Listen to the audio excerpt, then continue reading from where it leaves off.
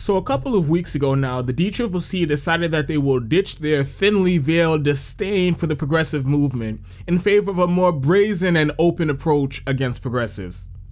For the longest time, the DCCC, the DNC, and other organizations related to the Democratic Party have tried to portray themselves as neutral organizations whose only goal is to get Democrats into elected office. But leftists who follow politics have known for a very long time now, simply electing Democrats is not their top priority. They clearly have an ideological preference for the candidates that they choose to support. They prefer to back candidates who have no problem taking corporate money and supporting centrist, pro-status quo, pro-corporate policies. They want people who are willing to come in and bow down to Democratic leadership and go along to get along. This is evident by the people who are in leadership of these organizations like the DCCC and the DNC, and also by their past actions and rules that they put in place. In the 2018 primary, there were multiple stories about the DCCC openly favoring the more establishment candidate while they claimed to be neutral. One of the more notable examples of this was when the DCCC posted a list of reasons why people should vote for Laura Mosier, however you pronounce her last name, in Texas' 7th district over the other Democrats in the primary. Also, there was the infamous recording of Steny Hoyer, the number 2 Democrat in the House, personally contacting a progressive challenger in the primary and telling him to step aside so that the establishment candidate would be the nominee for the general election. That interaction made headlines because you have the number 2 most powerful Democrat in the House tipping the scales in the Democratic primary, which he says he's supposed to be neutral in. Also, the DCCC is well known for putting up money barriers in the primary. They won't even think about providing assistance or voter data to candidates unless they can prove that they can raise hundreds of thousands of dollars from the contacts in their phone alone. Who do you think that prerequisite is meant to keep out? Progressives, of course. Only someone who's a millionaire themselves and hang around a bunch of other millionaires, or someone who is willing to sell out and be a corporate tool with connections to big money donors would be able to meet such a requirement. That isn't something that grassroots progressive activists can do, since usually they aren't swimming in cash, and the people who are on the ground in these districts that they work very closely with also aren't swimming in cash. So even if you're a candidate who has a strong policy agenda, who is charismatic, well-liked in your community, if you can't come to the DNC with an obscene amount of money, they will dismiss you out of hand.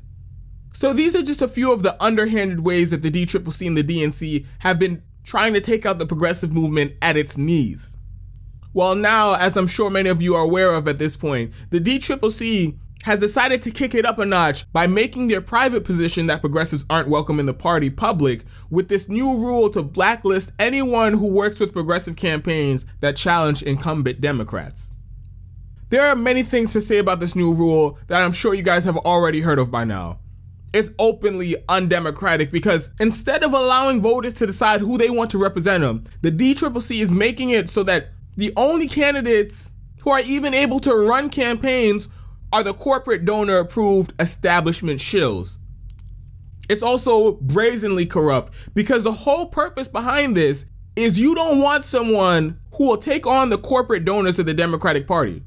The same corporate donors who want tax cuts for the rich, deregulation, endless wars, who oppose necessary policies to address climate change, donors who oppose workers' rights and Medicare for all.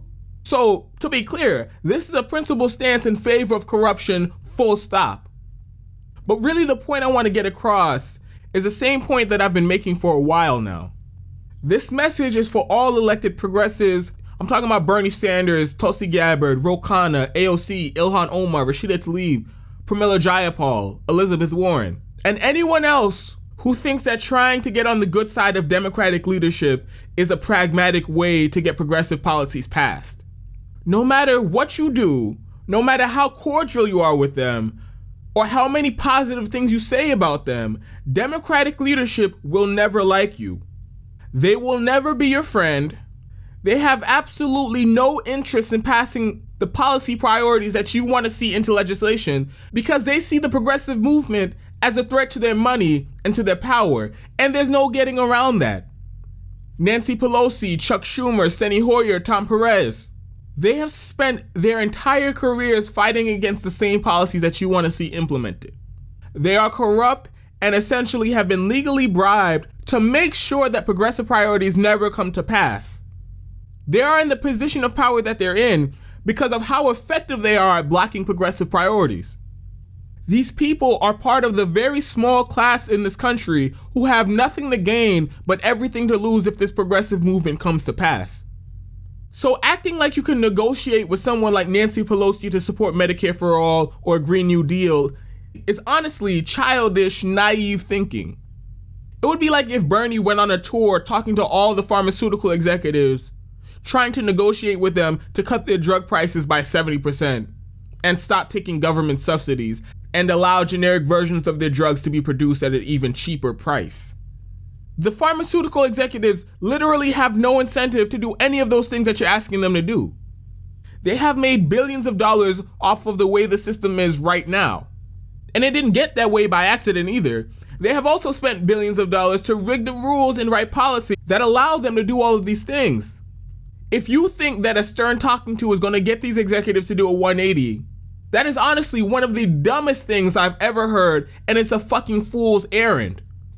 The same goes for anyone who thinks that you're going to change Chuck Schumer and Nancy Pelosi's mind on Medicare for All or the Green New Deal or any number of progressive priorities.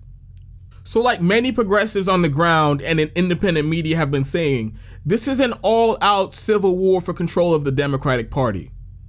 How aggressive you choose to go after the corporate Democrats and Democratic establishment only determines your likelihood of winning and the support you'd get from average voters in the country. It doesn't determine who your enemy is. The battle lines have already been drawn, and they've made clear that it's progressives against corporate Democrats. They don't want us in the party. The Democratic establishment has already decided that they will under no circumstances adopt progressive policy priorities or embrace the movement. So going at them with kid gloves just because they're in your party will never make them accept you or your policies. Once you've established that these people make their decisions based on what's best for their corporate donors, it's clear that they aren't honest actors that you can have a good faith negotiation with and expect any kind of compromise. If that's the case, you make clear that your position is to shame them for their policies in the court of public opinion and run them out of office through elections just like you do with Republicans who only care to serve their donors. I greatly appreciate that most of the progressives that I listed earlier have already come out and made clear that they disapprove of this new rule by the DCCC. AOC has been the most aggressive on this issue, and she's called for people to stop donating money to the DCCC and instead donate directly to the candidates that you support, which is a great and a bold move. But I think that AOC and these other progressive politicians need to be even more aggressive than that. I'm a fan of the scorched earth policy. If you're already elected, there isn't much that they can do to you. So when Nancy Pelosi keeps taking all these pot shots at AOC's Green New Deal, then AOC needs to turn around and say, well, she's taken money from the fossil fuel industry and the banks that finance them for her entire career, and she's a corporate tool. So of course she's not going to support a Green New Deal or any sensible climate change regulation that actually addresses the problem. The political establishment and the mainstream media's heads would fucking explode because no elected politician would ever talk to the leadership of their own party like that. The best part is, even though it's really aggressive, all of that is true. Nancy Pelosi has taken a bunch of money from people who've profited from this climate catastrophe that we're in right now, so it would only be logical to think that she has a financial conflict of interest. And all you have to do is look at her weak record on the issue of climate change to see that that's true. Just imagine if every elected progressive would take such an aggressive tone towards Democratic leadership. The headlines that they would get and the attention that they would draw from voters. Anytime anybody brings up Chuck Schumer, Bernie Sanders' response should be, Chuck Schumer is one of the worst minority leaders in the history of the Senate. He's ineffectual. He lets Republicans steamroll him on basically every single issue, Supreme Court justices, lower court judges. The fucking tax bill, Donald Trump's insane cabinet nominees. And on top of that, he's an elitist who wants to deny millions of poor, working-class Americans healthcare, while he himself is a millionaire who benefits from free government healthcare. And again, imagine the headlines and the support that you would get from average voters who want somebody to actually speak up and speak the truth about the gross corruption and ineffectiveness of the Democratic Party.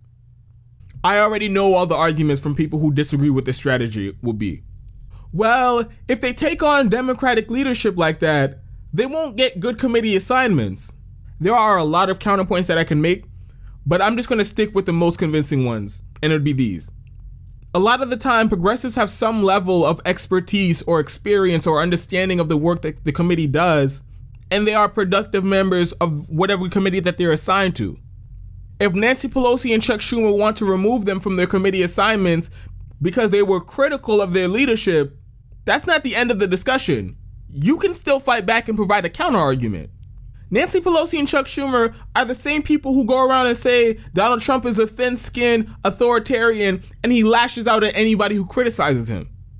Progressives can make the same exact argument about them. That shit would land because they're talking about the members of their own party. And if they would be removed from committees that they are productive members of, simply out of retaliation, well, bitch, you got another headline.